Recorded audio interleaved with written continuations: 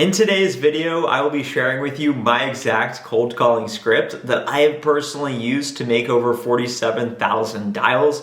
I started my software sales career as an SDR. I promoted my way up to a senior account executive, and I have absolutely nothing to sell you. I work in the trenches just like you each and every day. In order to be more successful in our sales jobs, we need to effectively generate pipeline. You guys seem to really enjoy my cold calling videos, so I wanted to share what's working with me. I'm gonna start this video by talking about how I actually approach cold calling, meaning where I find my prospects, what you should look for, because a question I get all the time is how many calls should I be making? When is the best time to call? Should I use cell phones? And how do I find enough people to actually make the appropriate amount of calls I need to be successful? I'm then gonna actually break down my cold calling script line by line and what it could look like for you. And then if you stick around until the end of the video, the incentive is that I will show you my objection strategy, how I make the customer feel heard, and then how I try and overcome it to still set the meeting. As we think about generating pipeline and prospecting and cold calling, in order to cold call, you need to find the prospects to call. You need to fill up your sequence. So my friend who started with me as an SDR, he called me today and said, man, I just have not been setting a lot of meetings. What has been working for you? What are you doing? How do you find people to call? And here's the surefire strategy that works across all industries. It starts with the territory plan. And I know a lot of you SDRs out there are thinking, well, I'm an SDR, I align to account executives. I don't do territory planning. That doesn't matter to me. What I mean by territory plan is regardless your level, role, tenure, you have a book of business. You have 100 accounts, you have 1,000 accounts, maybe you have 10,000 companies you can call into.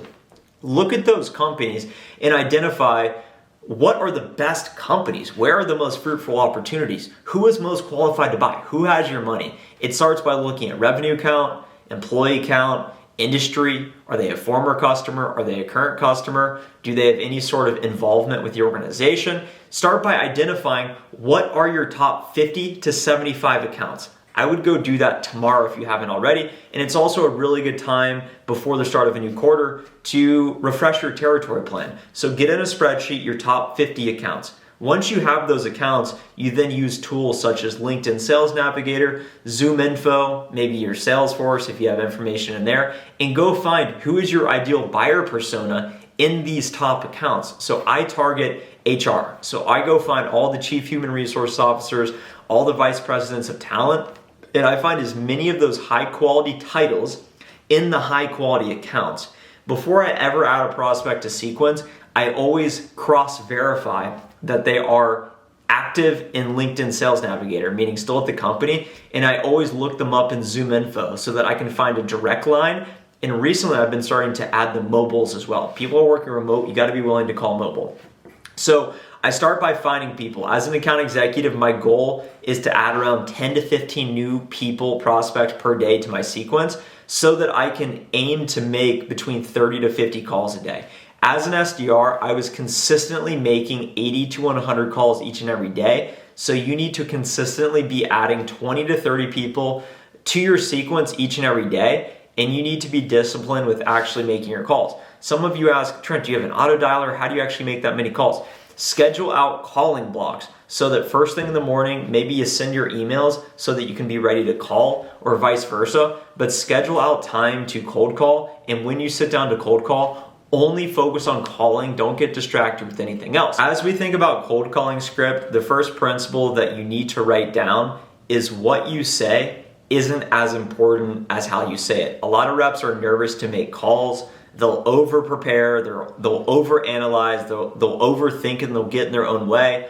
It leads to inefficiency, and then you sound nervous on the phone. It maybe becomes rushed, and then it just doesn't work in your favor. So before you make a call, take a couple breaths, and it's gonna be okay. Just press the call button and figure out what to say later. As you start to think about your script, here's exactly what I say. Imagine we're role playing right now.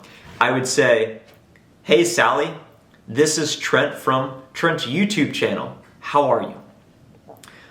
This is controversial in the sales influencer world. People say, how are you is not the way to do it. Some people will say, this is a cold call. Some people will say, can I have 27 seconds to tell you why I'm calling, whatever it may be. The reason I say, how are you, is because that will instantly give me a read into who they are. If they say, I'm doing okay, that means I need to get into my pitch immediately. If they say, I'm doing well, how are you?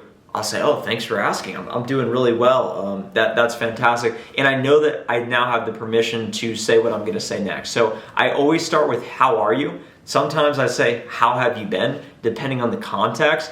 And an important pro tip here, guys, as well, and then I'm going to get into the script, is when you're looking at your prospects to call them, you see their name, and you may be thinking, but Trent, how do I know what to say or how to personalize it if I don't prep? What you can do is edit the contact's name. If they're a current customer, put a parentheses C. If you've spoken with them in the past, put spoke with in the past. If somebody recommended you speak with them, put Jenna reference, so that when it's ringing, you have that compelling event of, well, this is specifically what it means for you. And all the meetings I set, I'm able to artificially warm it up. So think about what that means for you and how you can take that artificial warmth, because it's going to play into the script that's flexible. I say, hey, this is Trent from Trent for YouTube. How are you? They're going to say, I'm doing well. How are you? I'm going to say, doing really well. Thanks for asking. Next line, the reason I'm calling you is, and this is flexible. Sometimes I say, the reason I'm calling you is, I'm following up on a recent email. Does Trent's YouTube channel ring a bell? And that's the most generic thing you can do. And I'm able to see if they've seen the email. So I'll usually say that if I know they've seen it, to hopefully get a quick yes out of them. If the person did not answer, how are they? And I can tell they're just trying to be quick with me and they're a high level, I may say, well, the reason I'm calling you specifically is I noticed that you oversee the HR vision and strategy. Is employee engagement or employee feedback a priority for you and the team this year in 2022? The reason I ask this question is you need to start with the reason, because psychologically people don't know who you are, they don't know what you want. You need to give them that. Regardless of what you want to say on the script, you got to start with the reason is to appease them. And then the reason I'm calling you specifically is, and then you ask an open-ended question that's so broad that it insinuates you know their world to an extent. You know they care about employee feedback, employee engagement, and it's also broad enough but also tailored to your product or solution. So every time they have to say, yeah, it is, or they'll say, of course, they'll say, oh, you know the answer to that. So what I've done is I've gotten permission and I've qualified that what I'm going to then tell them next is somewhat relevant to them. This is really important, because once you start with the reason I'm calling you is, does the email ring a bell? The reason I'm calling you is this priority relevant to you guys? Once I get some sort of yes or some sort of intro in, I'm like, okay, perfect. Well, the reason I'm calling you specifically is other customers of mine that oversee the HR vision and strategy typically care about talent attraction, retention, and development. My company, Trent's YouTube channel, helps inform, educate, equip you to drive these business outcomes. I'd like to set up a brief introductory conversation to share how we can help with your goals this year. What is your availability later this week to set up a call? So what I've done is I've gotten permission to even say what I'm going to say. I've asked them a question, two questions. So I've engaged them, but I've also been very short and to the point. And then once I offer that little bit of value right there, what I can do for them and why that might matter to their business outcomes, I immediately go into the ask and I say, I am interested in this. I'm very clear in my intent. I want to set up a call with you. And they will either say, okay, sure. And then you go immediately into scheduling. And I'm going to share with you what you should say when they agree. But a lot of the time they'll say no. They'll give you some sort of objection. And I'm going to talk about that objection right now. But I do want to preface, when you are cold calling, it's really important to keep in perspective your Moneyball metrics, meaning your answer rate is going to be around 6%.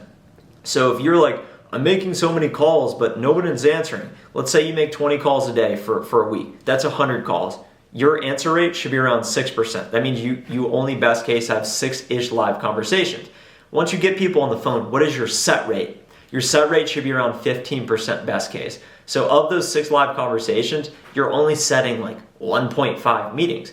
Of those meetings you set, what is your show rate? Your show rate is going to be around 80%. So that means you have 1 completed meeting. Of your completed meetings, what is your conversion rate? The percentage of meetings that turn into qualified opportunities. That should be around 80-90%. So let's say you make 100 calls. Best case, that's going to lead to 1 qualified opportunity.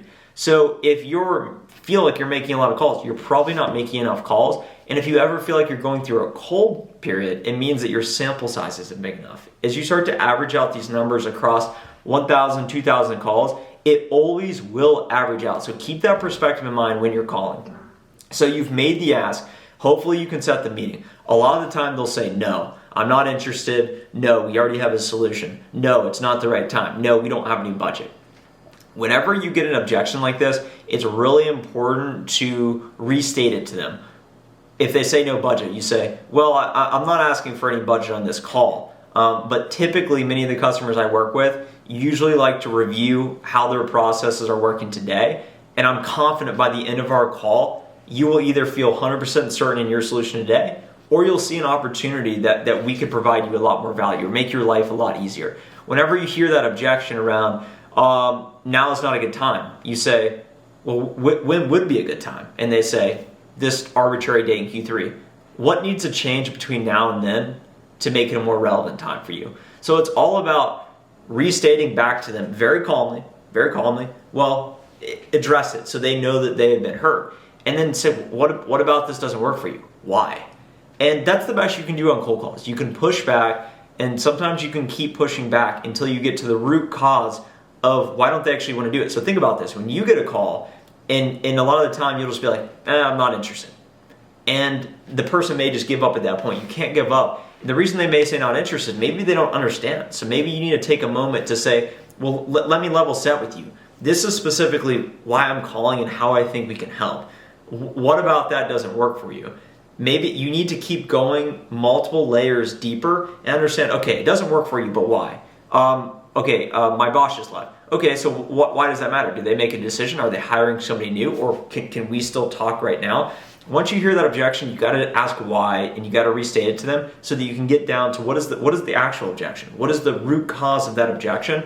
And you can keep playing that game until they eventually hang up with you, or you are able to coerce them into agreeing to the meeting. When they agree to the meeting, this is really important, and we're going to end the video here on this note.